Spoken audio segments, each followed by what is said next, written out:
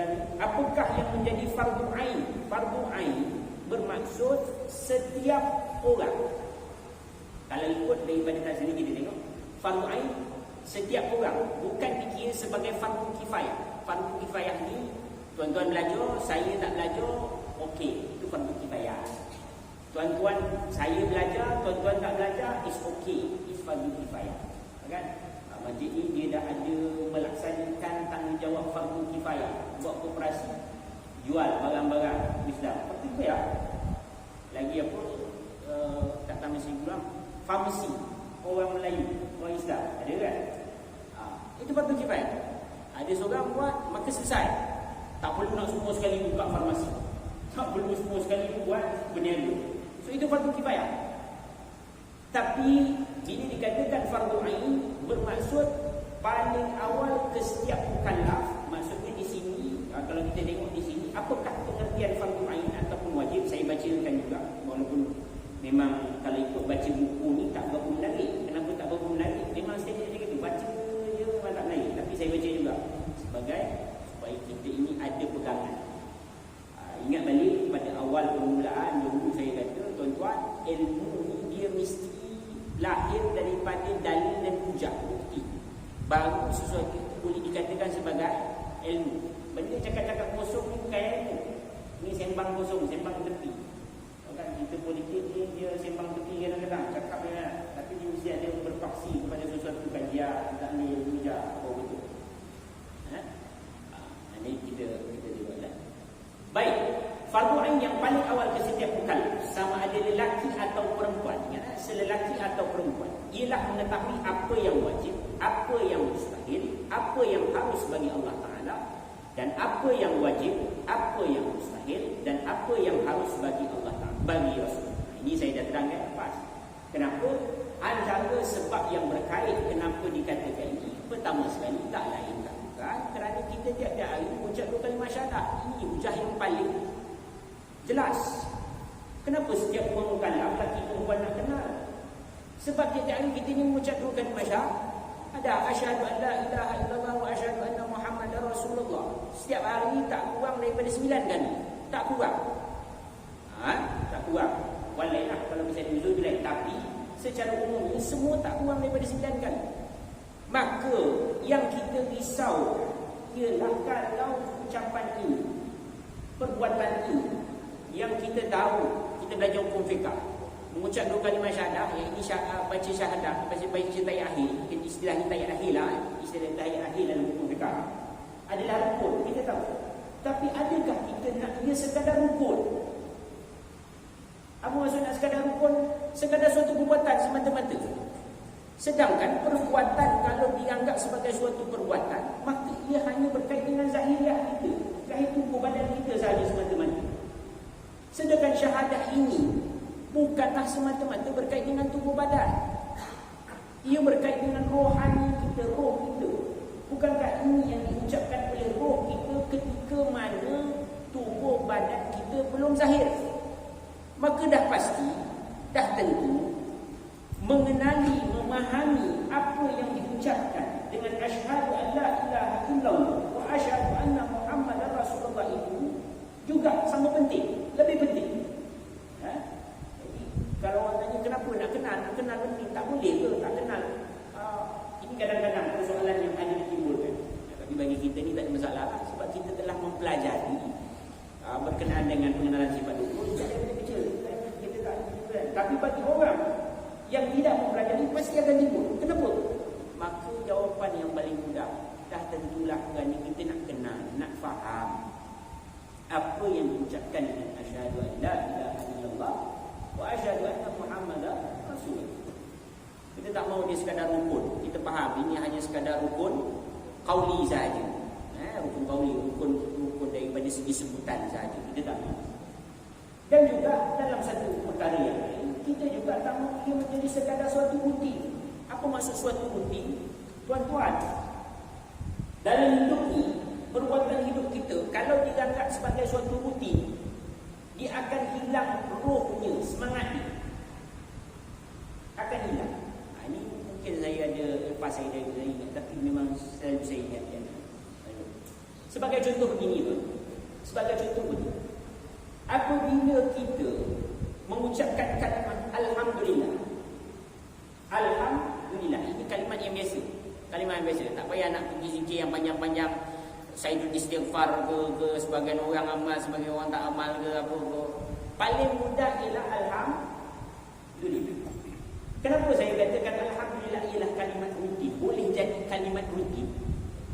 Apabila kita makan, baru kalimat ini keluar. Kalimat ini keluar bila baru lepas makan. Alhamdulillah. Kenapa keluar kalimat Alhamdulillah tu baru lepas makan? Sebab dia rutin. Sedawa Alhamdulillah. Kita tak mahu gitu. Maka apabila gitu, tak adalah daripada sudut orang dia ni. Sedawa Alhamdulillah. Sedawa Alhamdulillah. Tapi adakah dia ada nilai rohani di sisi Allah Subhanahu Wa Taala? Mudah-mudahan ada lah. Tapi yang paling kita nak supaya kita pasti bahawa ia nak ada. Kenapa? Kerana kita nak setiap kali mengucap perkataan Alhamdulillah, benar-benar kita bersyukur. Alhamdulillah, bersyukur. Alhamdulillah, walaupun PKPB dapat datang duduk kan, duduk dapat Alhamdulillah. Dia nak kata Alhamdulillah itu memang betul-betul zahirnya daripada mulut dan lahir daripada rohani kita. Kasih Allah. Sedap betul lah itu. Tapi kalau tak sedap, Alhamdulillah juga kalau sedap lah. Kuang-kuang kenyang, walaupun tak sedap, contoh makan kan. Kadang-kadang ada manusia, kita lah. Saya tak kata tuan-tuan, saya lah. Kadang-kadang bila tak sedap, bila keluar sedapanya, terlupa pula Alhamdulillah sebab tak sedap. Rasa tak sedap tu mengatasi rasa bersyukurnya dah kenyang. Padahal dah sepinggan habis. Sebab jadi begini tuan-tuan. Jadi kita nak mudah-mudahan dengan ilmu kita belajar makin banyak kuliahnya, makin hidup rohaninya, makin segar bugar, sihat walafiat rohani kita ni. Bahkan saya juga berdoa mudah-mudahan yang mengajar ni lebih lagi sihat. Tak maulah kalau yang mengajar ni lagi sakit, lagi susah. Biar mengajar ni sihat, lebih sihat, barulah betul. Sebagaimana seorang doktor tu, dia kalau nak ubat orang, dia kena baik dulu. Dia sendiri sakit, dia sendiri COVID-19, dia pun kena quarantine. Jadi kita ni tuan-tuan, mudah-mudahan ia memberi kesan yang baik kepada zahir kita, emosi kita, intelek kita dan rohani kita. Baik, jadi tadi fardu ain dah jelas, ini mungkin tapi nak tegakkan. Fardu ain atau wajib ain. Fardu ain, wajib ain, kerana ini saya bacakan juga pada nota kaki. Kerana wajib ain ialah apa yang dituntut oleh syarak. Syarak maksudnya dituntut oleh agama melalui dalil-dalil, melalui dalil-dalil pada setiap individu mukallaf untuk mengerjakan dengan tuntutan pasti dan tidak terlepas tanggungan seseorang mukallaf kecuali dengan melakukannya sendiri dan tidak boleh diganti dengan orang lain. Fardu kifayah atau wajib kifayah pula ialah yang dituntut oleh syarak, iaitu oleh agama melalui dalil-dalil nas-nas daripada Al-Quran dan hadis kepada sekumpulan mukallaf sekumpulan untuk mengerjakan, bukan kepada setiap individu di mana ia dilakukan oleh sebagian mukallaf. Maka fardu atau wajib itu telah terlaksana dan mempunyai kewajipan ke atas yang lain. Jika ia tidak dilakukan oleh mana-mana mukallaf, semua akan berdosa dan dianggap menderhaka. Ayat kita, iaitu baik istilah mukallaf. Mukallaf ialah pertama sekali balik daripada sudut jasmani. Kedua berakal, waras, bukan gila, bukan hitam, bukan pencan. Sampai seruan Islam kepadanya. Yang ini tidak ada perbahasan dalam ini. Apakah masuk dengan sampai seruan Islam padanya? Tetapi di sini tuan-tuan, sampai seruan Islam padanya ini pada zaman sekarang dikira seluruh pelosok dunia telah sampai Islam sebenarnya. Kenapa? Telah sampai suatu medium telekomunikasi, medium komunikasi perantaraan untuk sampai. Jadi sebenarnya ini sedang cerita dah tak ada istilah lagi yang tak sampai surat Islam pada ini sebenarnya kalau ikut. Kecuali memang betul-betul memang dah muncul dalam hutan, memang tak dapat langsung. Ini baru dikira tak sampai surat Islam kepada ini. Dan yang keempat, selamat daripada buta dan pekak. Sebab buta dan pekak ini adalah dua sebab daripada sudut syarak yang menyebabkan seorang itu terlepas daripada dihukumkan jatuh hukum wajib, sunat, harus, makruh, haram. Jangan syarat dia buta dan peka.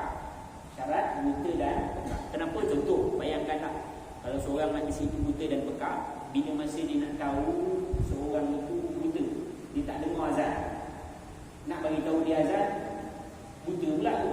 Mulut memang bercakap, tengah kami.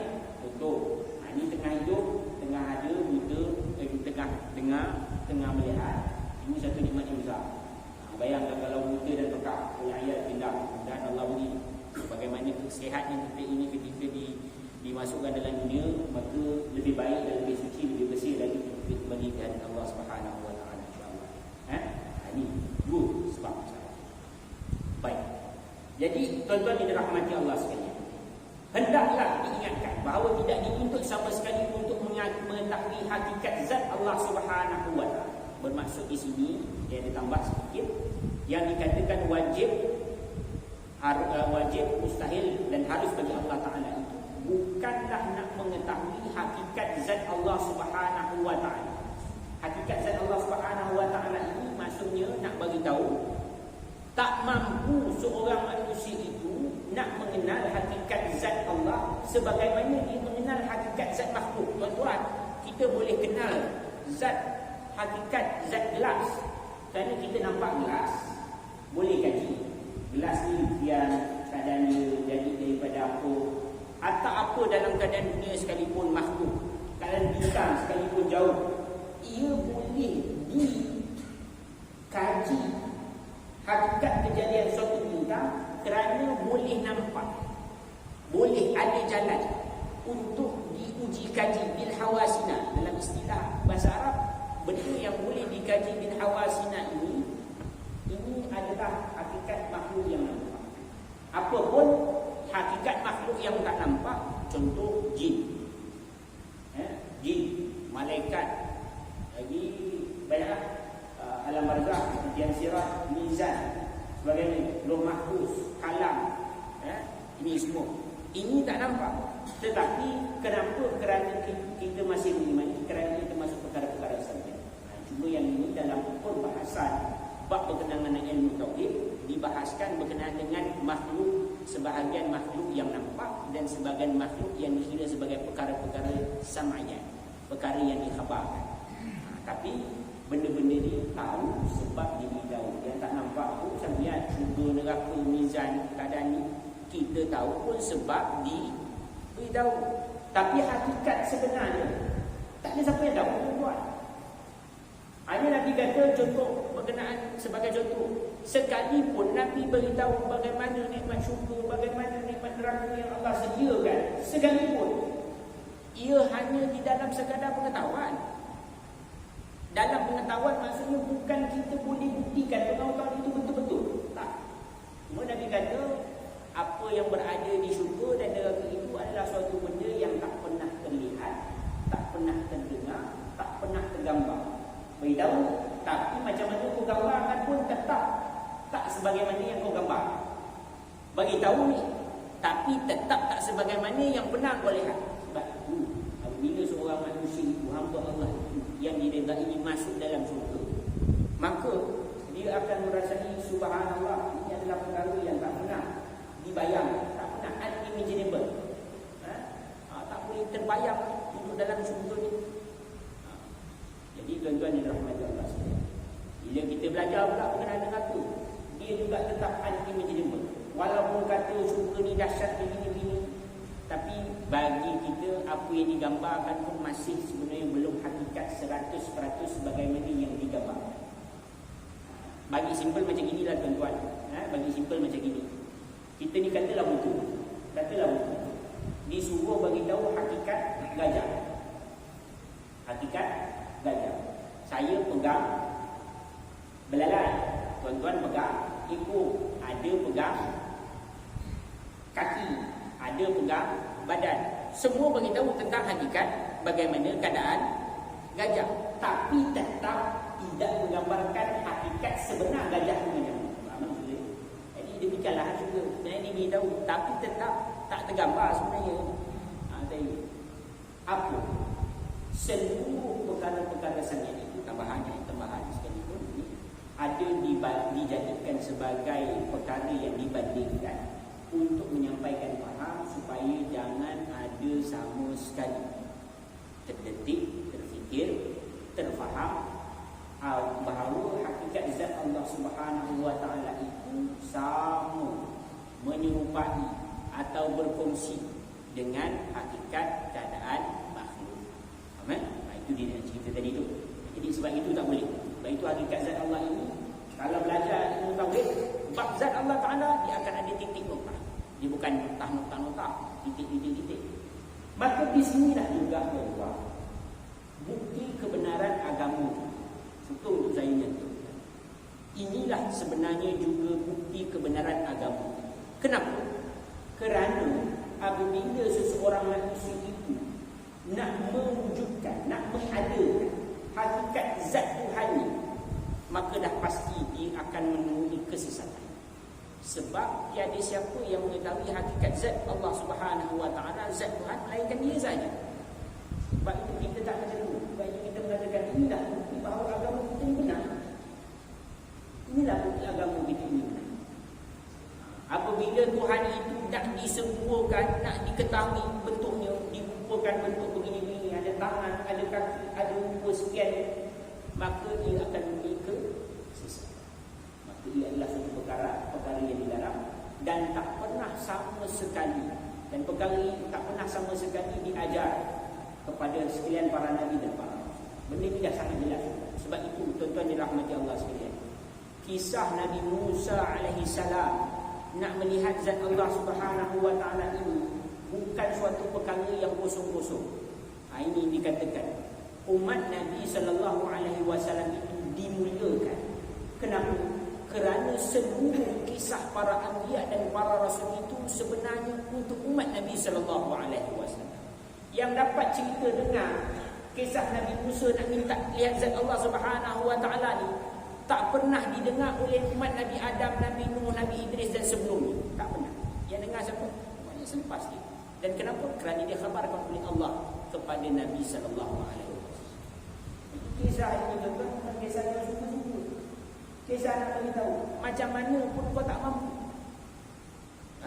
Kisah Nabi Musa bila berkehendak memohon kepada Allah untuk melihat hakikat zat Allah Subhanahu wa taala. Maka sebab itu kalau tanya, sebab itulah kita ajar anak kita, ajar anak dalam masa kita ini juga belajar, ajar anak bahawa tiadalah Allah itu Tuhan yang bertempat. Jangan dipikir-pikir, jangan diajar. Kalau orang tanya, adik, kenapa rumah masjid ini dipanggil rumah Allah? Jangan bayangkan dia rumah macam rumah, maksudnya tempat orang. Rumah kita duduk, ada tempat minum, tidur, makan, berak, kencing. Betul itu rumah manusia.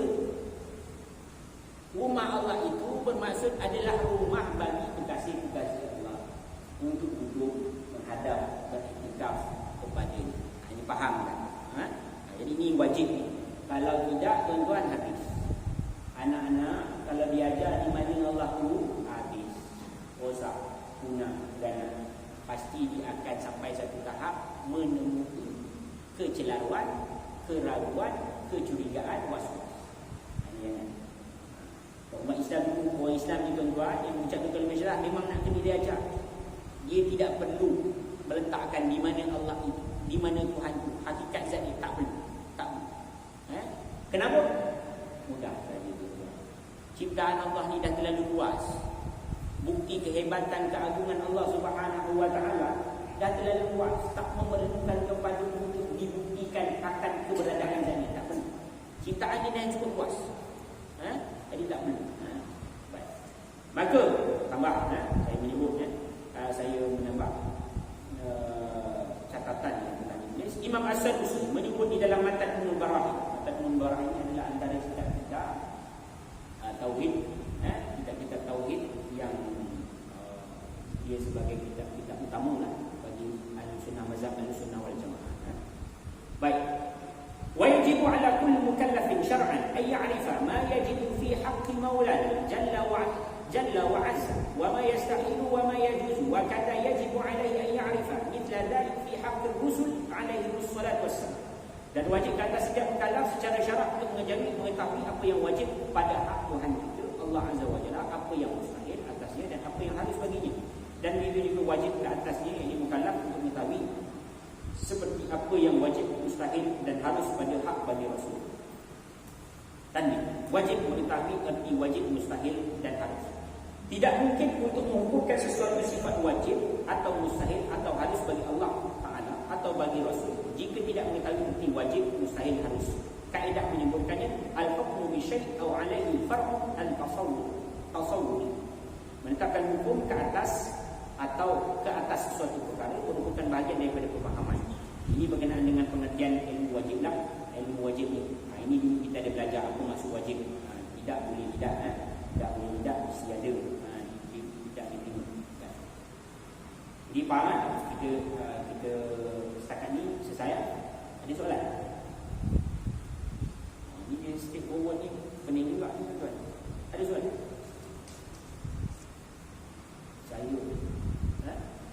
Jadi saya syaratkan dengan sedikit intervensi kepada tuan-tuan supaya kita ini membantu selesai beberapa perkara-perkara asas lah.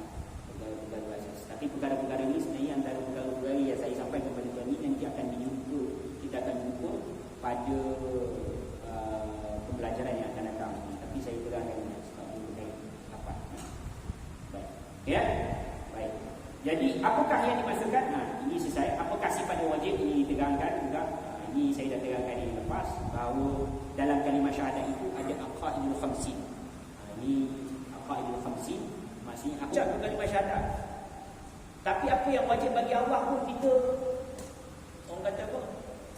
Kita pun pening lagi. Contoh. Ini biasa saya nyatakan. Dalam memohon kepada Allah Subhanahu wa taala, kita rasa Allah itu terikat untuk menunaikan permintaan kita.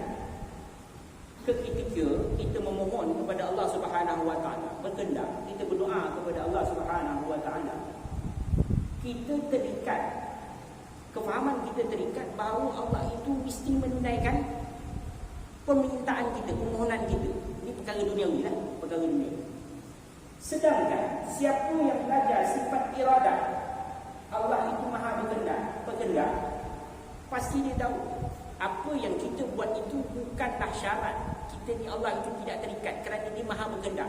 Bahkan permohonan yang kita buat ketika kita berdoa setiap kali lepas sembahyang, faham tak faham apa yang imam baca, faham tak faham apa yang kita aminkan, sebenarnya ketika mana kita berdoa itu sebenarnya berada di dalam kehendak Allah Subhanahu wa taala, maka tak ada tangan lagi kita.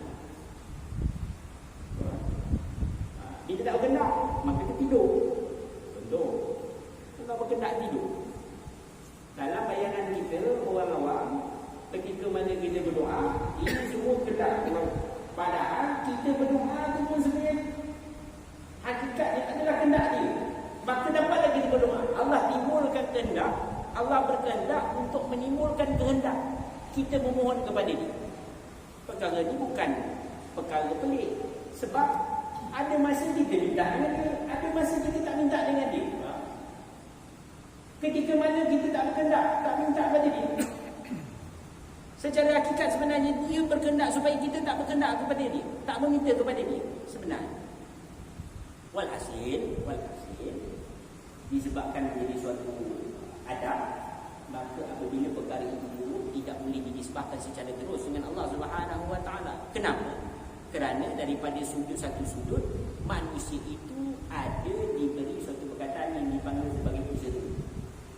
Ada benda yang dipanggil sebagai usaha. Selagi manusia ini hidup, secara adabnya perkara yang buruk itu tidak boleh diterus kepada Allah Subhanahu wa taala. Tak boleh dah. Jadi contoh, ketika mana seorang itu tertidurlah ketika berdoa, jangan tu ini Allah. Tak boleh. Sebab selama mana seorang itu masih hidup, padanya ada usaha. Jadi kenalah usaha kan. Zahirnya manusia itu kena usaha dulu untuk berdoa kepada Allah Subhanahu wa taala. Doa dulu, tertidur, ngantuk. Kenalah cek kenapa hari ni ngantuk. Bukan terus pergi, oh ini Allah, hari ni ini berkehendak untuk aku. Salah. Yang ini belajar tak hadis. Dia Sebab bab usaha pun ada dalam pelajaran tauhid. Bab usaha tu dia bukan iradah je. Kalau belajar ni tuan-tuan, belajar betul kata. Kalau orang itu belajar dia tak habis tu. Sebab ada dalam bab tauhid dia ada satu bab al-kasbu. Bab usaha dia ada. Sebab inilah yang akan bab usaha ni kenapa ada? Sebab di sinilah nak membezakan di antara seorang itu Mu'tazilah ataupun Ahlus Sunnah wal Jamaah. Dulu saya dia kata Mu'tazilah. Mu'tazilah beranggap apa? Bahawa seluruh perbuatan manusia itu adalah atas kehendak dia sendiri. Dia berkemampuan untuk buat baik, untuk buat buruk. Ini Mu'tazilah. Sebab itu dia ada batal dia. Tapi orang yang Ahlus Sunnah wal Jamaah dia balance. Yang zahir pun dia ambil berat, yang secara hakikat ni, yang batin ni, yang tersinggung, yang tersirat ni pun diambil kira. Supaya apa? Supaya dia tahu apa yang dia buat sekadar dia ada. Jadi inilah penting. Ini bab perbuatan kita banyak benda lainnya. Maka para ulama membahagikan sifat-sifat khabariyah, iaitu sifat-sifat Allah Ta'ala yang terdapat di dalam Al-Quran dan hadis kepada dua bahagian. Satu, sifat-sifat zati, sifat-sifat zat, sifat-sifat yang ada pada Allah Ta'ala. Inilah yang akan dibicarakan pada sifat 20. Bab sifat 20 ini, yang bab yang ini ada dijelaskan pada sifat 20. Tetap menjadi syarat uluhiyah, syarat mutlak ketuhanan bagi Allah Ta'ala. Kenapa? Kerana nak menyucikan zat Allah Ta'ala daripada sebarang sifat yang tidak layak, mustahil disandarkan kepadanya. Jadi tuan-tuan yang dirahmati Allah sekalian, ada orang pernah yang lepas ada bertanya, kenapa kita tak boleh belajar tauhid 3 serangkai? Kenapa tak boleh belajar tauhid 3 serangkai? Tak boleh. Tauhid 3 serangkai ni apa? Tauhid rububiyah, uluhiyah, asma' was sifat. Baik tuan-tuan, sebagaimana yang kita ini ulama tauhid kaji ya tuan-tuan, ulama tauhid kaji. Sebahagian sifat itu merujuk kepada zat Allah Subhanahu wa taala. Dan orang awam tak mampu nak mengenal sifat bagi zat, melainkan telah disusun suatu, orang kata apa, disusun suatu sukatan, disiplin ilmu yang bagi dia boleh faham. Dan kenapa orang belajar rububiyah, uluhiyah, asma wa sifat ini selalu salah dalam menempatkan Allah Subhanahu wa taala? Dia akan kata Allah begini. Sebab dia tak belajar berkaitan dengan sifat bagi zat. Orang yang belajar sifat 20 dia tahu sifat bagi zat. Kenapa? Sebab orang yang belajar sifat 20, objektif dia ialah nak menyucikan, nak membersihkan dari sebarang unsur kesyirikan dan unsur penyamaran, perkongsian. Tak mau. Syirik ni perkongsian, kesamaran dan tasbih, tak mau. Unsur syirik dan tasbih ni tak boleh ada. Kita tak boleh ada. Bila sifat dia tak ada sebarang unsur, selesai. Kita ni akan berlapang dada, tenang lagi. Tenang lagi. Dan yang kedua, sifat bagi af'al, sifat bagi perbuatan. Contoh-contoh yang berkaitan dengan perbuatan Allah Ta'ala. Ini ada. Dalam asma' dia ada nama Allah Subhanahu wa taala, ada nama dia Ar-Razzaq. Siapa sama sini nama Ar-Razzaq? Ar-Razzaq maksudnya yang memberi rezeki, ataupun Al-Muti', yang memberi Al-Muti'. Apa? Muti'. Al-Muti', yang memberi pemberian, ataupun Al-Muhyi, ataupun Al-Munis, ataupun Al-Khaliq dan lain-lain. Jadi An-Nafi', Allah yang memberi manfaat, yang memberi mudarat. Macam sekarang ni, duduk dengan sekarang ni, kenapa duduk di sini? Allah lah yang memberi mudarat, maha memberi mudarat. Bila dia beri mudarat, habis. Tak ada satu makhluk, sekalipun seluruh manusia itu, seluruh makhluk itu bergabung untuk menolak kemudaratan yang Allah letak, tak mampu. Tak dapat. Sekalipun orang kata ni konspirasi lah, apalah, itu pula lah. Ini teori-teori konspirasi bukan satu pembahasan yang kita nak panjang lebar. Percaya, siapa nak percaya, siapa nak percaya, sudah, simple je. Siapa nak percaya, saya percaya. Cuma suka untuk juga saya ingatkan selalu kita orang-orang yang berkenaan dengan berkaitan dengan kita ini. Memang ini mungkin, tapi sekarang di tengah kita ni masih lagi ragu-ragu dengan semayang yang berjalan-jalan ni. Suka untuk saya kata, apa yang dikhilafkan, yang diperselisihkan berkenaan dengan sembahyang berjalan-jalan ni bukan sekadar hukum fiqah dan untuk meletakkan sesuatu perbahasan hukum fiqah dia memerlukan kealiman dalam pelbagai lapang. Selepas dia sebagai orang awam sangat perhatian. Apabila perkara berkaitan wajib, sunat, harus, makruh, haram. Jadi apa sahaja perkara selepas ini, perkara berkaitan dengan wajib, sunat, harus, makruh, haram, dia bukanlah perkara yang perlu dibahaskan di kalangan tujuh orang. Semua juga perkara ini perlu kita jelas, ia perlu diserahkan kepada pihak autoriti yang berautoriti. Kenapa? Sebab pertama sekali kita orang awam ni sangat terhad ilmu, nak menjihadkan, nak mengistinbatkan satu hukum, nak menjatuhkan satu hukum, ilmunya sangat-sangat terhad. Dan perkara berkenaan dengan fatwa-fatwa seperti ini bukan diputuskan cerita hari ini tak. Pelbagai kalangan bidang orang alim dalam bidang masing-masing telah mengeluarkan hujah masing-masing. Dia ada pro dan con. Semua keluar hujah. Jadi kita kalau awam lebak banget benda ini lepas ni, kita serah pada pihak. Kalau tak, buat dosa kita. Buat dosa. Dan perkara berkenaan dengan ini memang pernah berlaku pada zaman. Ini kalau kita dapat satu ini memang Syekh Ali Jumaah bekas menteri Syekh Al-Azhar mengatakan bahawa pada zaman Imam Ibn Hajar Al-Asqalani sendiri telah berlaku wabak, dan ketika itu para ulama orang sekalian ulama telah berkumpul untuk berdoa, dan dengan asbab mereka berdoa dalam kumpulan yang ramai, maka wabak itu semakin tersebar dengan lebih cepat. Maka ketika itu baru jatuh hukum keluar kitab bahawa dilarang untuk buat amal ibadat itu berlaku pada pengasingan. Jadi berkenaan dengan hukum fikah ni, sebab itu saya katakan kita orang awam ni sebenarnya tak perlu nak bahas banyak-banyak. Kita dengar apa penjelasan Zahrawi setelah ada soalan, kerana memang ini tanggungjawab mereka. Ini tanggungjawab mereka dan bukan tanggungjawab orang awam. Orang awam ni belajar benda-benda yang selesaikan muka berasis.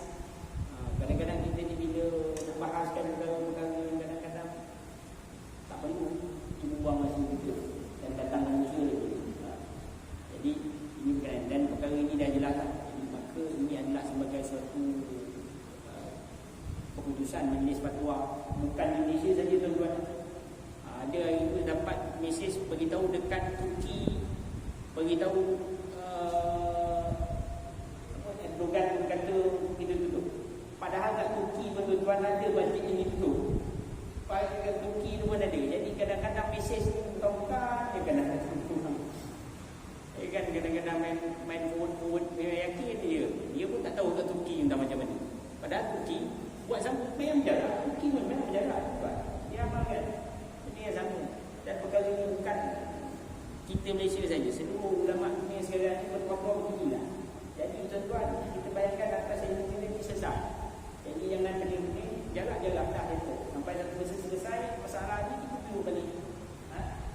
Jadi itu dia. Saya ingatkan ni sebab saya rasa saya ni orang awam lah. Kadang-kadang kita ni terlebih sudu dia berbuat. Semua benda kita nak bahas. Susah. Okey. Berkenaan dengan sifat af'al ni tadi tambah sedikit ni sebelum kita tutup. Boleh memiliki dua keadaan seperti berlawanan yang menunjukkan kehebatan dan keagungan Allah Subhanahu Wa Taala kerana mampu menciptakan dua perkara yang berlawanan. Contoh, al-muhyi lawannya al-mumit, ad-dar lawannya an-nafi', al-muti yang memberi lawannya al-mani', dan sifat-sifat yang lain. Jadi ini dikira apabila ada dua sifat yang berlawanan, maka dikira sebagai sifat khabariyah. Sifat khabariyah, sifat yang nak memberitahu berkenaan dengan perbuatan Allah. Maka sifat-sifat yang khabariyah ini, sifat-sifat af'al, terkandung dalam, ada juga dalam sifat duduk, tapi diletakkan di bawah sifat qudrah, iradah Allah Subhanahu Wa Taala. Al-muhyi menghidupkan, mematikan, ini ada dalam bab qudrah dan iradah. Sebab itu belajar sifat duduk itu sebenarnya nak merangkum ke semua sifat-sifat yang wajib bagi Allah Subhanahu Wa Taala. Sekalipun nama Allah Subhanahu Wa Taala itu uncountable, tidak boleh dikira, tidak boleh dikira, tapi ia telah terangkum dalam sifat buruk sebenarnya, sesat bagi asas. Dan perkara-perkara inilah yang kita antara nikmat yang perlu kita syukuri. Belajar sifat 20 ni yang disusun oleh Imam Abu Hasan Al-Asy'ari dan Imam Abu Mansur Al-Maturidi. Bagi kita Imam Abu Hasan Al-Asy'ari ni sebenarnya kita 13 saja. Sifat manusia tak ada, tapi Abu Mansur Al-Maturidi 20. Tak apa, itu pada perkara khilafiat. Kita dah hujung nanti ni baru nampak kenapa perkara tu ni. Tapi ini juga adalah salah satu daripada nikmat Allah Subhanahu wa taala berikan kepada kita. Agama kita ni adalah agama yang benar. Benar bukan sahaja di sisi Allah Subhanahu wa taala, di sisi manusia seluruh. Kalau dibahaskan memang tak mampu. Bahkan yang paling penting benar di sisi Allah Subhanahu wa taala. Inna dina 'indallahi Islam. Sesungguhnya agama yang benar di sisi Allah itu adalah Islam. Apa maksudnya?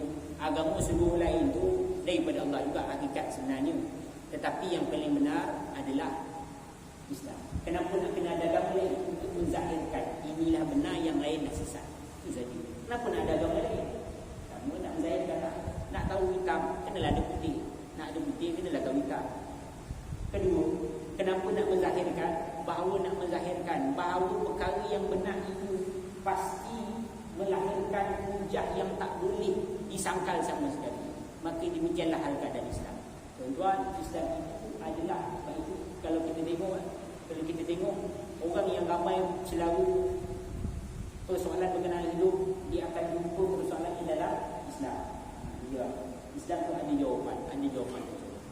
Maka kita ini yang telah mengucapkan kalimah syahadah, yang telah beriman kepada Allah, yang telah Islam daripada lahir hamdah, juga adalah satu nikmat tak boleh dinafikan. Jaga baik-baik, jaga baik-baik. Mudah-mudahan keimanan ini adalah perkara yang kita bawa terhadap Allah Subhanahu wa taala. Kita perlu usaha.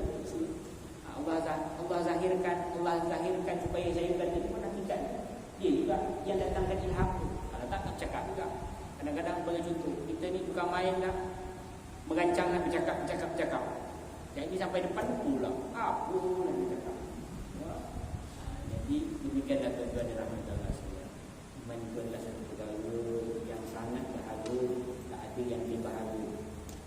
Ajar anak, ingatkan. Dalam rumah ni apa yang paling berharga, kena tanya juga. Apa yang paling berharga? Dia kata kereta lah, dia kata emas, dia kata duit tak. Betul. Tapi yang paling berharga iman yang berada dalam hati. Inilah sebab apa? Sebab yang lain ini bakal fana, bakal musnah binasa, tapi imanlah perkara yang dibawa. Maka setiap perkara yang dilakukan dengan keimanan, ia juga adalah perkara yang paling berharga. Sebagaimana tadi kita mengucap perkataan Alhamdulillah. Kalau kerana sedap, habis. Besok ke akhirat tak jumpa. Cari mana lah tasbih aku Alhamdulillah, tak jumpa. Kenapa? Sebab dulu mengucap Alhamdulillah, mengucapkan Alhamdulillah kerana kenyang. Kan? Bukan sekolah yang tadi start. Kan? Sekarang pun sedap kan? Dulu lepas kuliah boleh makan. Kan tak dapat makan. Alhamdulillah, syukur. Ini yang tangan iman-iman yang tak boleh dimusnahkan. Perkataan Alhamdulillah tu banyak. Ini kita tak berasa. Dimohon minta maaf kepada rahmat-Allah sekalian kalau aku. Tapi ada soalan. InsyaAllah. Ada soalan? Ini saya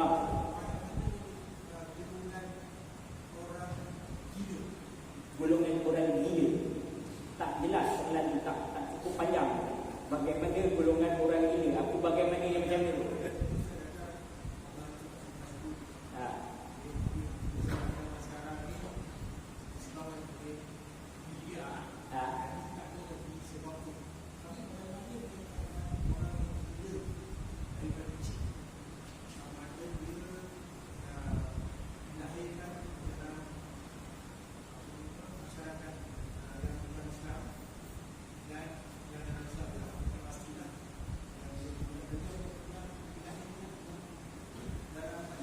Masa tuan ni kedudukan dia di syurga ataupun macam ni?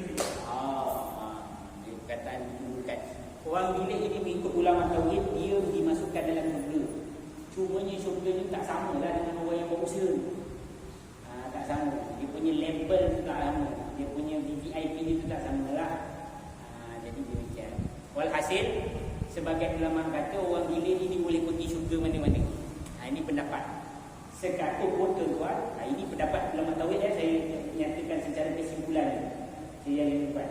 Apa pun ia adalah di atas kembali kepada kehendak Allah. Kehendak Allah. Ada yang mengatakan demikian. Ada yang mengatakan orang gila itu duduk di syurga juga, tapi tak masuk neraka lah, tak dimasukkan dalam neraka. Cuma level ni tak sama dengan orang yang buat usul. Ada yang kata orang ini itu diberi keistimewaan untuk berada di mana-mana. Walhasil ini dari pendapat ulama berkenaan perkara-perkara ghaibiyat, perkara-perkara sabiat.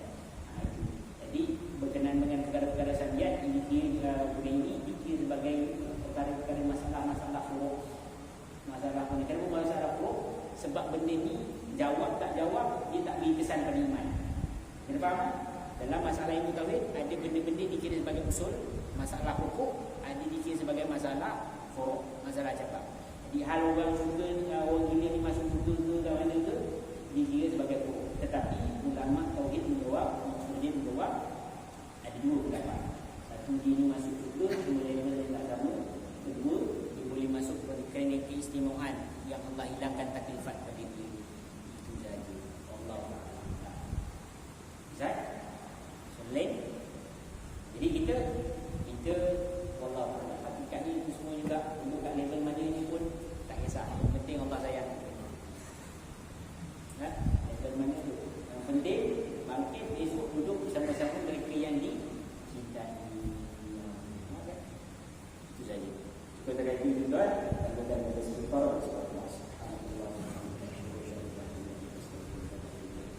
Bismillahirrahmanirrahim.